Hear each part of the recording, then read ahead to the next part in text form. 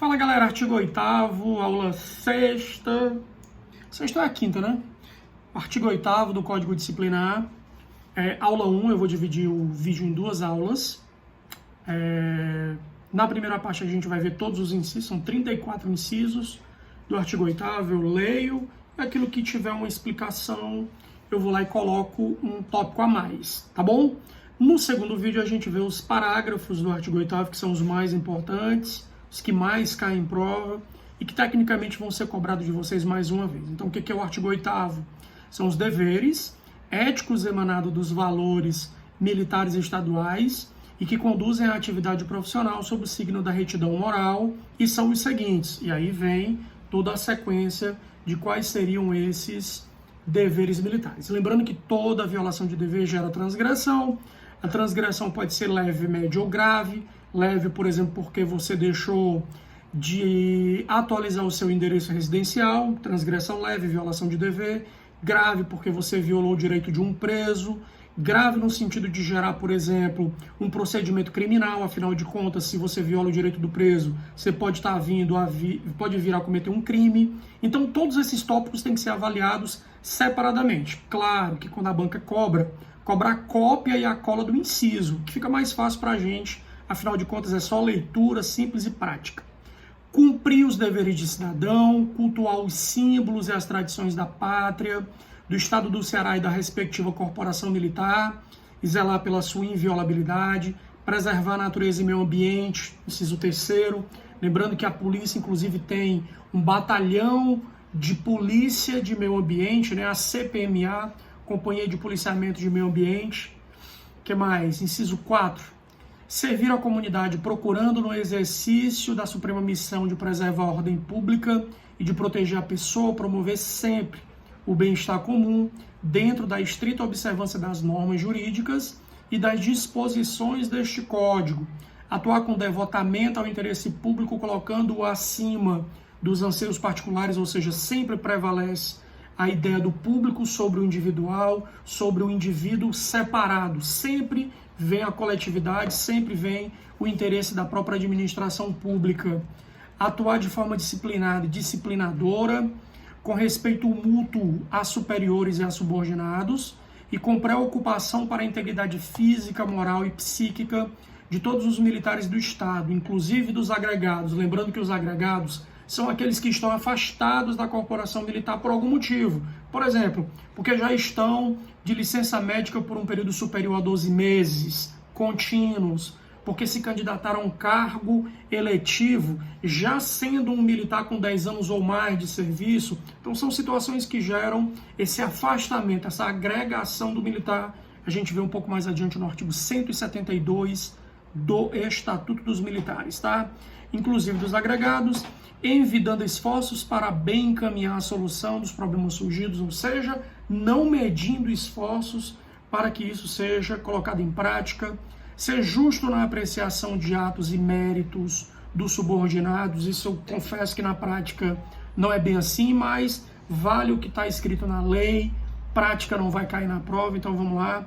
Cumprir e fazer cumprir dentro de suas atribuições legalmente definidas a Constituição, as leis e as ordens legais das autoridades competentes, exercendo suas atividades com responsabilidade, incutindo neste senso em seus subordinados. Que mais, prof? Dedicar-se em tempo integral ao serviço militar estadual, buscando com todas as energias o êxito e o aprimoramento técnico profissional e moral, ou seja, não adianta enxergar ou tentar enxergar aqui uma perspectiva de você fazer o ZIG por fora, ter uma outra atividade por fora, porque a dedicação à corporação militar deverá ocorrer em tempo integral. Por isso que você tem que estar disponível e preparado para a missão que desempenha, independente do horário, de estar de folga ou de estar de serviço.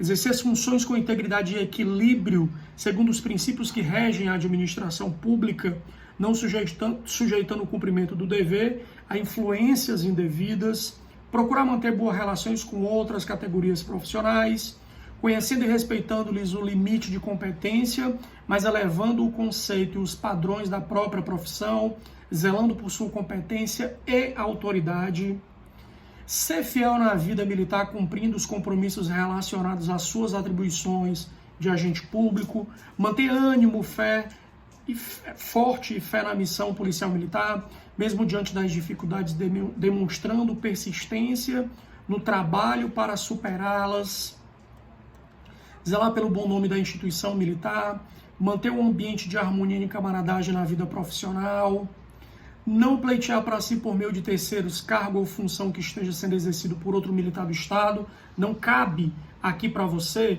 enxergar que um militar companheiro seu trabalha, exerce uma função em um local melhor e você pleitear para si essa modificação lhe colocando no lugar. Isso, inclusive, é antiético e, dependendo da situação, pode ser configurado algo, inclusive, mais grave.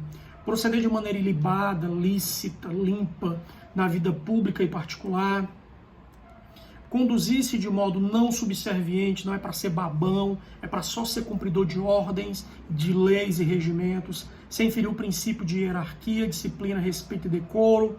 Abster-se, deixar de fazer o uso do posto, graduação ou cargo para obter facilidade pessoal de qualquer natureza ou para encaminhar negócio particular de terceiro. Exercer sempre a função pública com honestidade, não aceitando vantagem indevida de qualquer espécie. Cuidado que aceitar vantagem indevida pode ser considerado também crime. Afinal de contas, quando você recebe uma vantagem em razão da função, você também comete crime contra a administração pública. Abster-se, ainda que na inatividade, do uso das designações hierárquicas. Olha que tem exceções, tá? Embora a gente tenha 3 casos específicos, na verdade, 4 casos específicos. Atividade político-partidária, você não pode, mesmo que esteja inativo, fazer uso da designação, salvo se você for candidato a cargo eletivo. Você pode se definir, por exemplo, eu sou candidato a vereador Wagner Lobo, mas eu não posso dizer, eu como soldado Wagner Lobo, apoio fulano. Não, eu não posso fazer isso. Eu poderia fazer para mim. Então, para mim, eu poderia usar a minha designação. Soldado Wagner Lobo seria possível, não teria problema, salvo quando candidato a cargo eletivo. Na atividade comercial e industrial, você não pode utilizar a designação. Pronunciamento público a respeito de assunto militar, salvo quando for de natureza técnica, então você pode fazer uso da designação. E o exercício de cargo ou função de natureza civil. Você é um técnico judiciário porque foi solicitado, por exemplo, pelo Tribunal Regional Eleitoral. E lá você se apresenta como o capitão fulano de tal, técnico. Não, ele tem que se abster dessa condição, afinal de contas ele exerce uma função de natureza civil. Espero que esteja dando para compreender. Eu até falo mais rápido por uma questão de ganhar tempo, tá bom?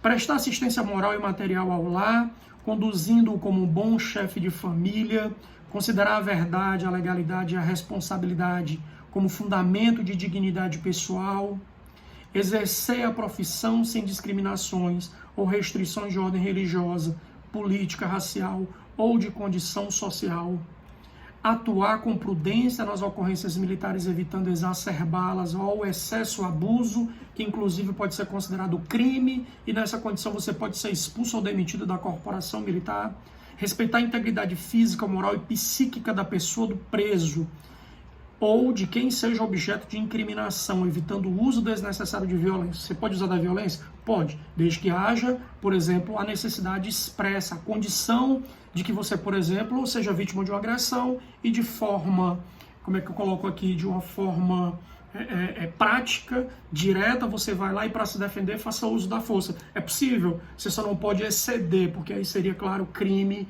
de excesso, de abuso, enfim. Bora mais para frente. Observar as normas de boa educação e de discrição nas atitudes, maneiras de linguagem, escrita ou falada, cuidado com gíria que não é utilizado dentro da corporação militar, vai solicitar uma viatura pelo rádio, de repente fala alguma coisa indevida, não solicitar publicidade ou provocá-la visando a própria promoção pessoal. Era comum, já não é tão comum hoje, em razão das fiscalizações, principalmente da CGD, Controladoria Geral de Disciplina, mas antigamente o camarada tinha a mania de prender e trazer, por exemplo, tanto a população para cima da viatura para ver o preso, como aguardando reportagem, o que às vezes colocava em risco tanto a integridade das pessoas, do preso e da própria composição da Polícia Militar. Isso não é possível, afinal de contas é um dever que você não faça. Lembrando que toda vez que aparecer a figura dever e você descumpre, você comete o que a gente chama de transgressão disciplinar. Observar os direitos e garantias fundamentais, agindo com isenção, equidade e absoluto respeito pelo ser humano, não se prevalecendo da sua condição de autoridade pública para a prática de arbitrariedade, não usar meio ilícito na produção de trabalho intelectual ou em avaliação profissional, inclusive no âmbito do ensino, não abusar dos meios do Estado postos à sua disposição, nem distribuí-los a quem quer que seja, em detrimento dos fins da administração pública, coibindo ainda a transferência para fins particulares de tecnologia própria das funções militares. Atuar com eficiência e probidade, olha a probidade aparecendo, não como um valor, mas como um dever, cuidado para não confundir. Probidade seria sinônimo de honestidade, eficiência, probidade, zelando pela economia e conservação dos bens públicos, cuja utilização lhe for confiada. Proteger as pessoas, o patrimônio e o meio ambiente, com abnegação e despreendimento pessoal. Finalizando os incisos aqui, cumprir o expediente ou os serviços ordinário e extraordinário para os quais nestes últimos esteja nominalmente escalado, salvo impedimento de força maior. Está escalado para serviço extraordinário, está doente, salvo impedimento de força maior. Está escalado para escala ordinária de serviço normal e não vai porque está doente, salvo motivo de força maior. Lembrando que o motivo de força maior ele tem que ser devidamente comprovado. Se está doente, tem que vir diante de um atestado médico assinado, carimbado pela autoridade competente, que seria um médico, não necessariamente um médico militar, mas pode ser um médico daquele do teu plano de saúde, do posto médico da tua rua, enfim. Todos os incisos foram lidos, claro, de forma rápida. Não dá para se ater exclusivamente inciso por inciso, tópico por tópico, de algo que em tese é autoexplicativo. No próximo vídeo eu trago aqui para vocês os 4 parágrafos. Esses sim têm suma importância no artigo 8º, porque geralmente são cobrados, principalmente, cuidado, o parágrafo 1º e o parágrafo 3º, tá bom? Beleza? Então a gente se vê daqui a pouco, valeu!